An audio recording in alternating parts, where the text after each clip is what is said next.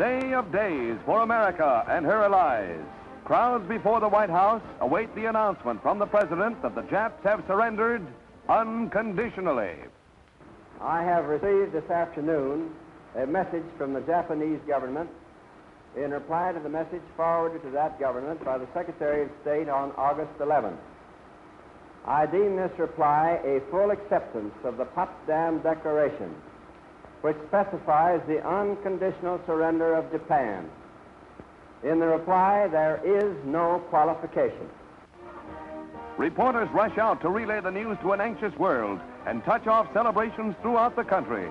Washington is jubilant, and in Chicago, more than 1 million sing and dance in the streets in the biggest celebration the Windy City has ever seen. Joy is unconfined.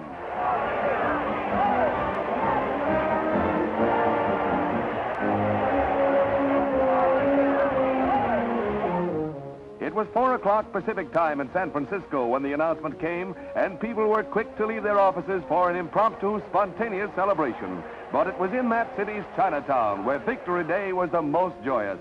Firecrackers that had been hoarded for years are set off in a triumphant roar.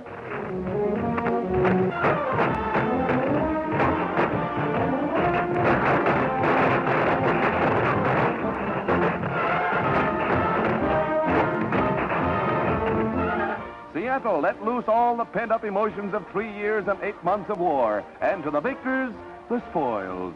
The pose may not be dignified, but the young lady is not the least upset. Peace, it's wonderful.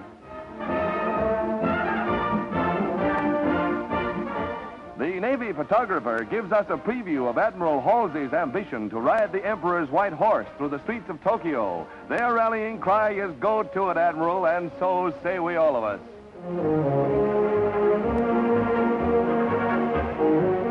But the greatest, wildest celebration of all was in New York's Times Square, where 2 million people, by far the greatest in the city's history, filled the streets all day waiting for the official word. A hilarious, happy throng, they cheered every rumor that it was all over. And when President Truman's announcement came at 7 o'clock, the lid really blew off.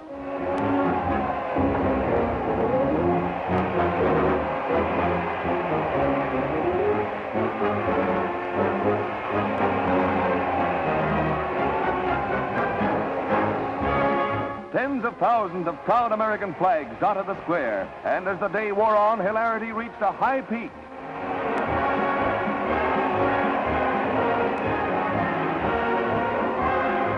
Far into the night, the happy crowd screamed their relief at the end of the greatest war in history. From early Tuesday morning, the celebration went on for 24 hours. New York never celebrated like this before, but never did they have a better reason.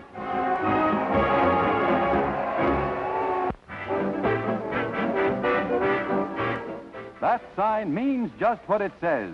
It's the end of gas rationing. The gleeful cry of "fill her up" is echoing throughout the land, for America is rolling again without benefit of OPA. Imagine doing that a month ago. And there's another little item that gave you spots in front of your eyes. Yes, we're rolling again.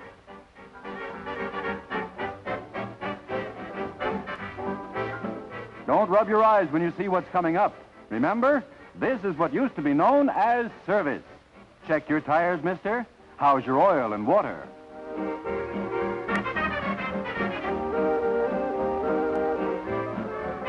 And step on it, you guys.